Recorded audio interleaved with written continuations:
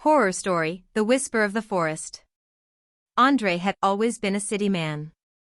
It had been created among the bright lights, the incessant bustle and the concrete of the streets. But one weekend, looking to escape from routine, he decided to enter a remote town in the mountains, in search of a little peace. The invitation came from a childhood friend, who had told him about a small refuge near an ancient forest, a place where time seemed to have stopped. The town, called San Celestino, was off the tourist routes and surrounded by vast, dense forests. The locals, although friendly, seemed strangely reserved, as if something was keeping them silent. It wasn't until the second night that Andrés began to notice something strange. He stayed in a country house that had been lovingly restored, but despite the comfort, he couldn't help but feel a sense of discomfort, as if something was watching him from the shadows. The first day was spent in tranquility, exploring the surroundings, walking through the town, and taking photographs of the landscape that, although impressive, exuded an eerie calm. The afternoon began in Cagliari, however. Andrés felt the need to go into the nearby forest. I had warned him not to venture into the night being alone, but the temptation to explore drove him. He took his camera and a flashlight, and entered the dark path between the trees. At first, everything seemed normal, but as it progressed, the atmosphere changed. The air became thick, and absolute silence enveloped it, a stillness that did not seem natural. Shortly after, he began to hear what sounded like a soft whisper. At first he thought it was the wind through the leaves, but the feeling grew. It was an almost unintelligible murmur, a distant voice that seemed to call his name. Andrew. Andrés could be heard in the distance. At first he thought his mind was playing tricks on him, but the voice continued, getting closer and closer. Her heart pounded.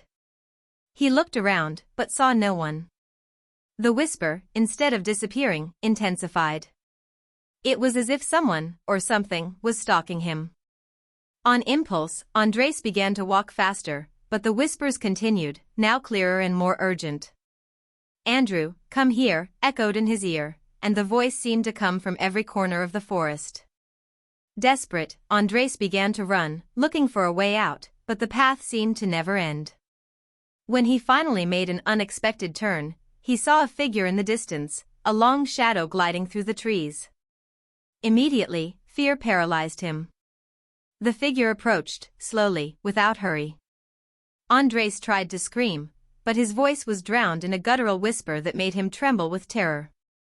In a frenzy, he decided to keep running without looking back. Finally, with his breath short and panic controlling his body, he reached the edge of the forest. When he stepped out into the moonlight, the figure disappeared into the shadows, and the whisper faded away as if it had never existed. Andrés lay on the ground, panting, with trembling hands. He couldn't explain what he had experienced. He returned to the country house, and that night, no matter how hard he tried to sleep, the whispers remained in his mind, persistent and penetrating. The next morning, the town seemed as usual. No one mentioned anything about the forest or what might have happened the night before. However, when Andrés was about to leave, he passed through the town square. It was there that an old man approached him, his face pale, and his gaze vacant. The forest is not just a place, son, said the old man with broad forest. It's a door. A door that should never be opened. The whispers are those of those who dared to cross it. They are looking for a replacement. Andrés, confused and terrified, couldn't help but ask, replacement for what? The old man looked at him intently and murmured, souls. Before Andrés could ask any more questions, the man walked away, and he stood there, paralyzed by horror. He decided to leave the town immediately, without looking back. But, in the following nights, Andrés began to hear the whispers again, this time closer, more persistent. And although he was far from the forest, he felt that something was following him. Sometimes, he saw shadowy figures in the corners of his vision, and other times, he felt presences in the darkness of his home. Whispers called his name.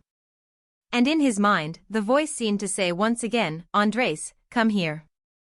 Andrés's life was never the same after his visit to San Celestino. Despite having left the town behind, the dry effects of that experience haunted him. Every night, when trying to sleep, he felt the pressure in the air, a sensation of being watched, as if the trees in the forest were stalking him. And the whispers, increasingly clearer, increasingly closer. At first he tried to ignore them, believing that his mind was playing tricks due to the fear he had experienced. However, he soon realized that it was useless. The whispers not only came at night, but also during the day, when I least expected it. They were in the wind, in the breeze that passed through his window, in the murmur of the people crossing the street. In every corner, in every silent silence, Andres felt that something was calling him, something that wanted him. One afternoon, he decided to return to the forest. Maybe he thought that facing his fear would set him free, or maybe he felt that if he didn't, he would never find peace. He returned to the same trail he had traveled that fateful night, armed with a flashlight and a camera, as if that could help him understand what was happening. As he moved forward, the air became heavier. The trees seemed to move with the wind, but they were not natural movements. There was something strange about them, as if they were watching, waiting. The ground creaked beneath his feet, as if the forest itself were alive, breathing through him. He reached the same point where the shadowy figure had stalked him last time. The silence was absolute, broken by his rapid breathing. Suddenly, the whispers came back, clearer than ever. "Andrew, come here." The voice was deeper, more serious, as if it came from the very bowels of the earth. His pulse quickened and his body trembled involuntarily. Suddenly, the figure appeared again, emerging from the shadows with unnatural fluidity. This time, however, Andres couldn't move. I was paralyzed with terror. The figure had no face, only a diffuse shape of shadows that writhed as one. Her presence was oppressive, the air around her becoming thick and heavy, as if all the life in the forest had been sucked into her. And then, he heard what he didn't want to hear: "His soul is marked." The figure took a step towards him, and Andres, with all his strength, tried to run. But his feet did not respond, his body moved with difficulty, as if he were trapped in a dream from which he could not wake up. "Come," the figure whispered, and in the blink of an eye, Andres felt a pressure on his chest. It was as if something was trying to rip out his very soul, as if his body no longer belonged to him. That's when the earth shook under his feet. A crack began to open in the ground, like one itself sliding into the darkness. The figure disappeared into the crevice, and the whisper, now of 1,000 voices, called him to enter. Andres couldn't resist it. Something inside him, something primordial, told him that he should follow the voice, that he should cross to the other side. But just as he was about to take the final step, the crack slammed shut, leaving him standing on the edge of the unknown. He breathed heavily, his mind teetering between sanity and chaos. What he saw he could not understand. The forest was full of figures, shadows of beings that no longer belonged to this world, but that still walked among the living. His eyes reflected infinite sadness, a deep longing to escape, to free himself from a cruel destiny. Andres walked away slowly, not daring to look back. When he reached the exit of the forest, the feeling of being watched did not disappear. In fact, it was worse than ever. The whispers followed him, constant and piercing, although they no longer came from the forest. Now, they seemed to be inside him, as if the voices were on in his mind, like an endless nightmare. That night, upon returning home, he closed all the doors and windows, convinced that if he didn't do so, the forest would come for him. But the fear did not disappear. Whispers called to him, not only when he was alone, but even when he was surrounded by people. They talked to him while he walked through the city, while he worked, while he slept. "Estard, Andres," they whispered in their ears. "Your soul was with us now."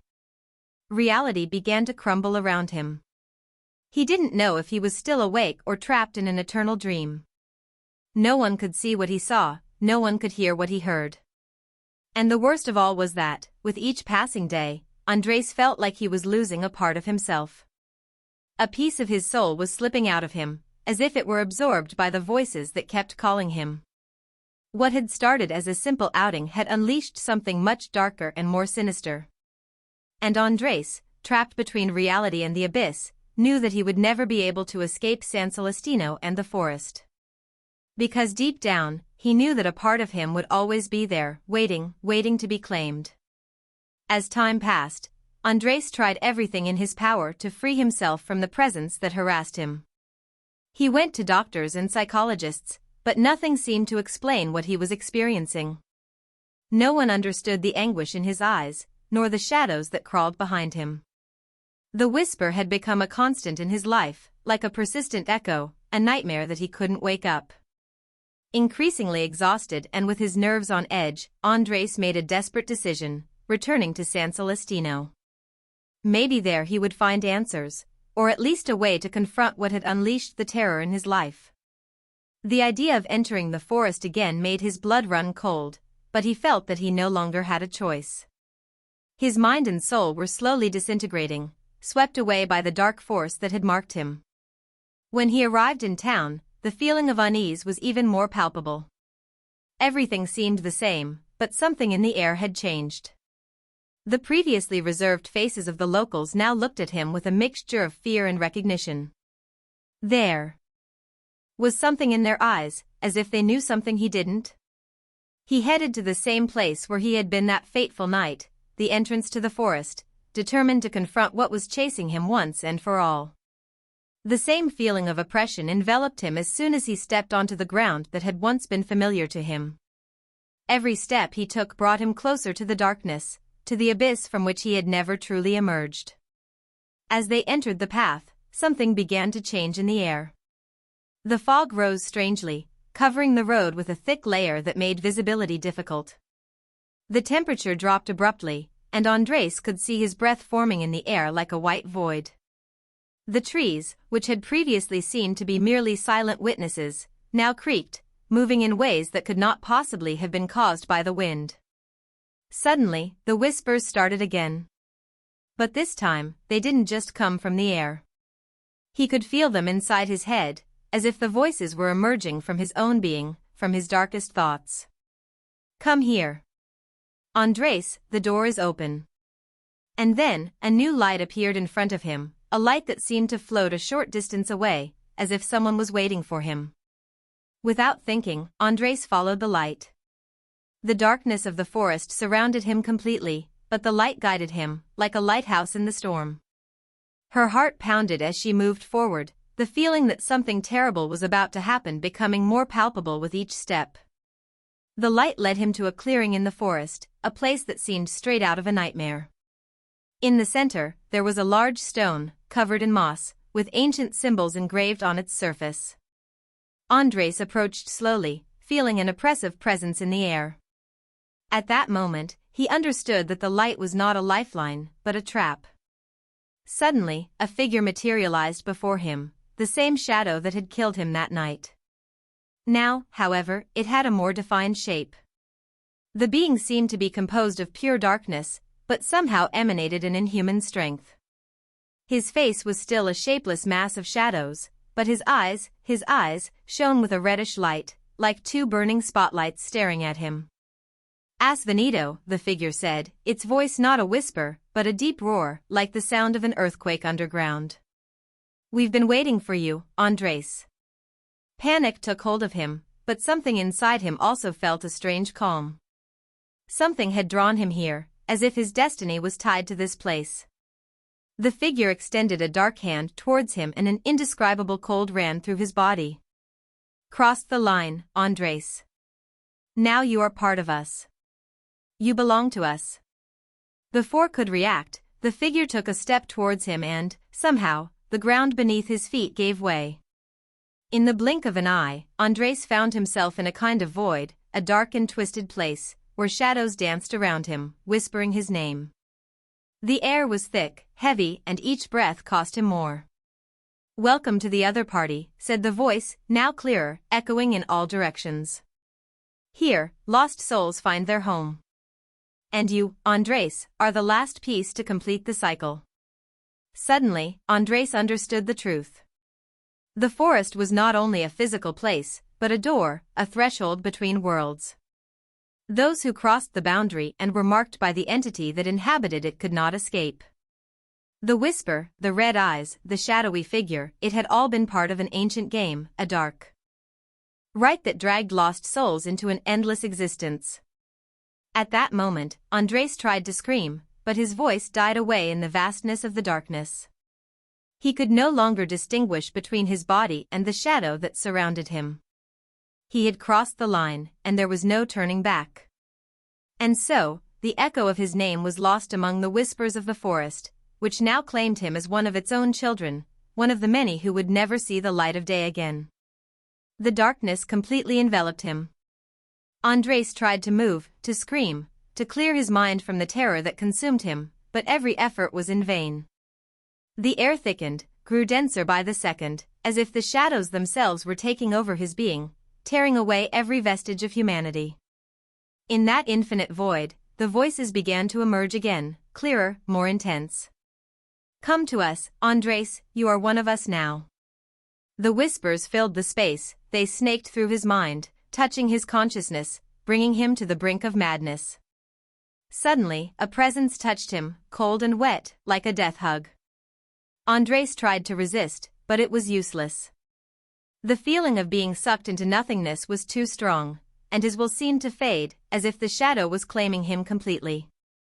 His body began to dissolve, his thoughts to disintegrate, as a part of him submerged in an ocean of endless darkness. "No, I can't, I don't want to," he thought desperately, but his thoughts became more and more diffuse, as if someone were turning off the lights in his mind one by one. And that's when something strange happened. In the midst of that abysmal darkness, a flickering light appeared before him, so bright that it pierced the gloom. It was tenue, but enough to offer him a glimmer of hope. Andres, as if he were under a spell, headed towards her, like a shipwrecked man who sees an island on the horizon. With each step towards the light, the shadow seemed to retreat a little.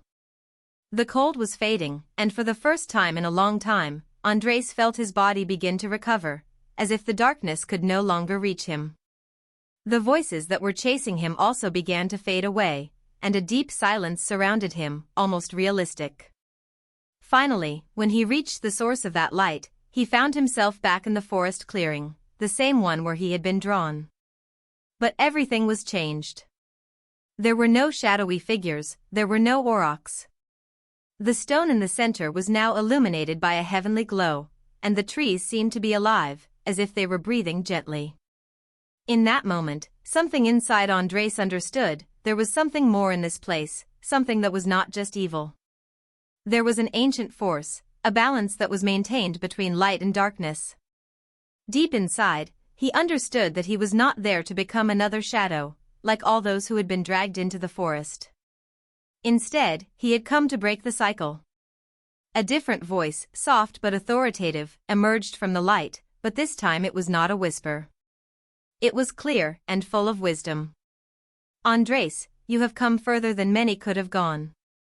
But now you must choose, remain in this place, where the darkness will consume your soul, or pass through the light and leave, taking you with your soul intact."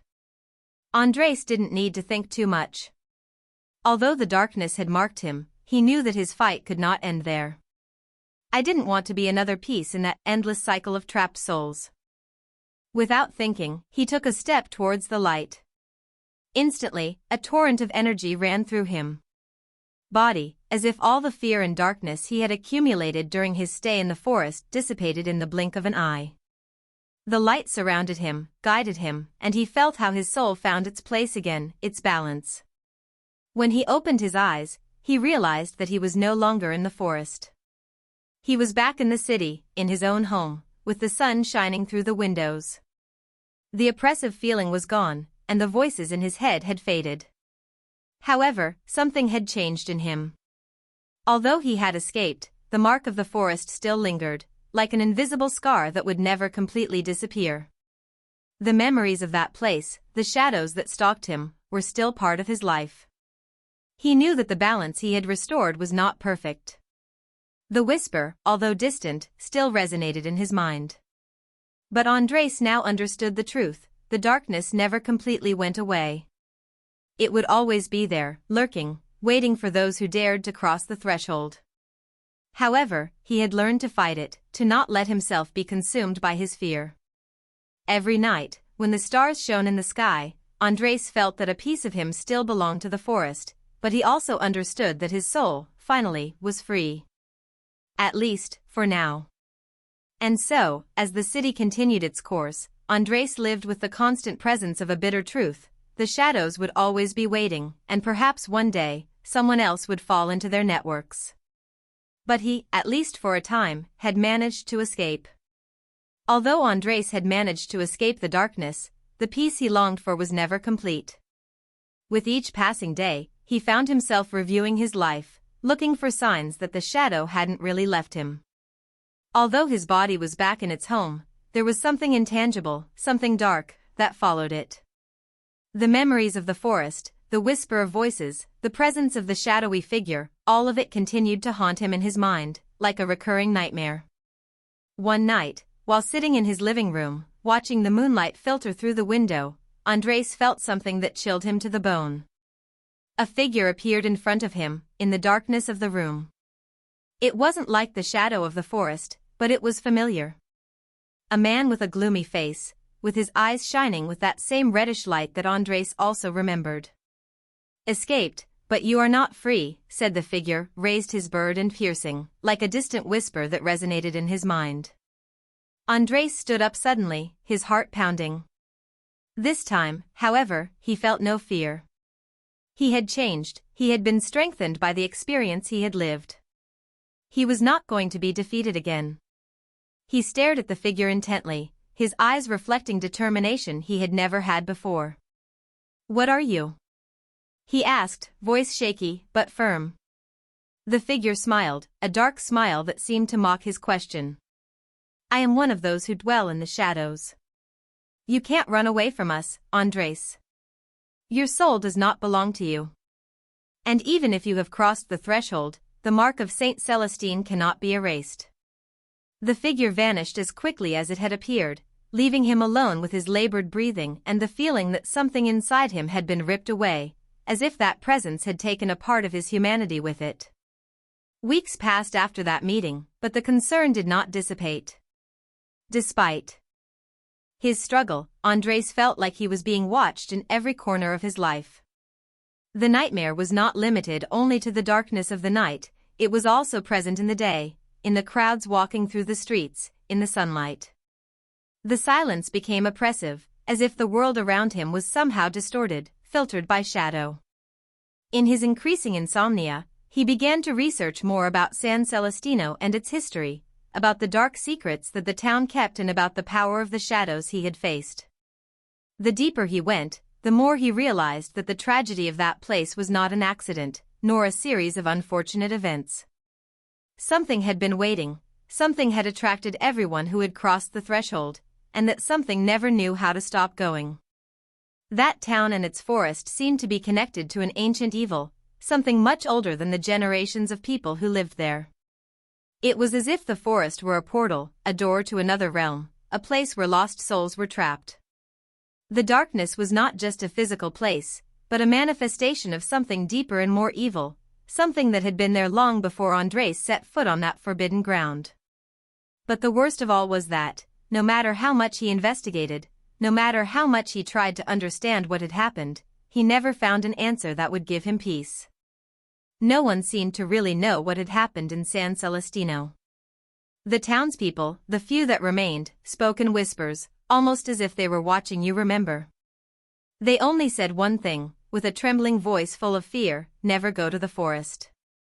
One night, while he was alone in his house, the front door opened slowly, as if pushed by an invisible force. Andres stood up suddenly, his pulse racing. He walked towards the entrance, and what he saw paralyzed him. The figure was there, standing in the doorway, its eyes shining with that piercing red light. This time he did not speak, but his presence dragged him into a state of absolute terror. It was as if the figure was inviting him, as if time and space no longer existed between them, as if the forest were once again waiting. Andres understood, in that moment, that his soul had not been freed.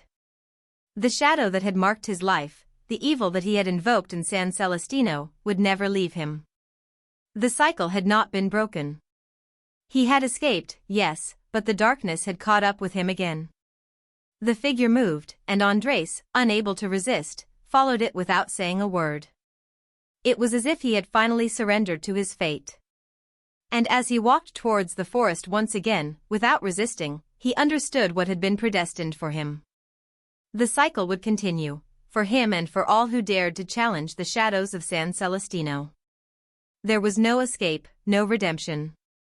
The darkness had found its victim once again, and now, Andres was part of it, destined to be one of the whispers in the vast darkness that trapped all who crossed the threshold. And, just like that, the forest claimed another soul. The forest claimed Andres again, but something unexpected happened. As he walked along the familiar path, the shadowy figure that had guided him there did not appear. Instead, the air grew thicker and an overwhelming silence surrounded him. The wind no longer whispered, and the rustling of the branches under their feet seemed muffled, as if nature itself were holding its breath. Andres, aware that he was trapped in a nightmare from which he could not escape, tried to resist, although he knew that there was no turning back. But something inside him, a cais pateno of despair or hope, refused to give way completely. The same force that had dragged him into the darkness now seemed to be fading, as if something was blocking access to the entity that had governed his destiny until that moment. In the midst of his confusion, he saw a distant figure. At first, he couldn't make it out, but as he got closer, he could see that it wasn't like the others he had found in the forest. He didn't have red eyes or a shadowy silhouette. She was a woman, but not an ordinary woman. His face radiated a soft, pure, almost heavenly light, and his figure seemed to float slightly above the ground. "You've come too far, Andres," the woman said, her voice resonating with a calm that contrasted with the oppression of the place. "It has been marked by the forest, but all is not lost." Andres, bewildered, tried to speak, but the words got stuck in his throat. He felt that something was preventing him from articulating what he thought, as if the very essence of his being was being nullified. The woman extended a hand towards him, and although Andres could not move, a feeling of calm enveloped him. "What is happening?" he thought desperately. "The forest is not just darkness," the woman continued, as the environment around her began to transform, as if the shadows were slowly fading. "He has been corrupted, yes, but he has also been protected by those who, like you, have been called in turn by his curse. The balance is broken, but there is still hope." The light that the woman emitted began to expand, getting rid of the fog and shadows. Suddenly, the words of the shadowy figure, the voices that Andres had heard in his mind, began to speak. Dissipate, as if the woman were purifying the air of that ancestral darkness. "What are you?" Andres was finally able to ask, his forest brave but full of curiosity. "Why are you here?" "I am a keeper of balance," the woman explained, her gaze filled with compassion. "This place has been a link between worlds, a door for lost souls. But something has altered its course. There are those who feed on that suffering, and those like you, who fall into its networks, become part of the cycle." Andres, although confused, began to understand. The shadowy figure was not the source of the darkness, just a manifestation of something much larger and older. The evil that had stalked his life was not just a personal curse, but a remnant of an ancient power that had corrupted this place, the same power that had drawn so many souls before him. "If the forest is corrupted, how can I free myself?" Andres asked, feeling a mixture of desperation and fear. "I can get out of here." The woman nodded with a softness that gave him a strange sensation, as if she were opening an impossible path. "You can leave, but not without sacrifice. The evil that you have touched, that you have awakened, needs to be sealed again. And for that, someone must confront the darkness at its source." Andres felt his heart pounding in his chest. The thought of sacrificing himself made his blood run high, but the desire to free it pushed him to do anything. "What should I do?" The woman stepped closer, and with a gesture, revealed an ancient artifact in her hands. It was a black stone, covered in symbols that shone with a strange light, as if it had a life of its own. "This stone contains the essence of the forest, it was the source of its power. If you destroy it, you will destroy the darkness that consumes it. But remember, destroying it is not just freeing the forest. You will free all those who are trapped, and you must be the one to bear the weight of that liberation. Andres hesitated for a moment. Destroying the stone meant ending the darkness, but it also meant risking his own life. However, as he looked at the woman, something inside him prompted him to make the decision. He knew that if he didn't, the darkness would consume him completely. "I will," he said, with renewed determination, as he extended his hand toward the stone. The woman smiled and stepped back, letting Andres take the artifact. As soon as he touched it, a burst of energy coursed through his body. The darkness that had surrounded the forest began to recede, and Andrew felt as if all the evil he had experienced over the years was fading away. The stone began to shine brightly, and a wave of light enveloped it.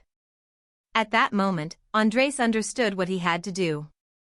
Without hesitation, he squeezed the stone tightly, and with a single movement, he destroyed it. The light that emanated from the stone illuminated the entire forest, dispelling the shadows and evil that had been in place for so long. The woman watched silently, and once the light faded, she approached again. "You've done the right thing," he said with a grateful smile. "The cycle has been broken. The forest is free."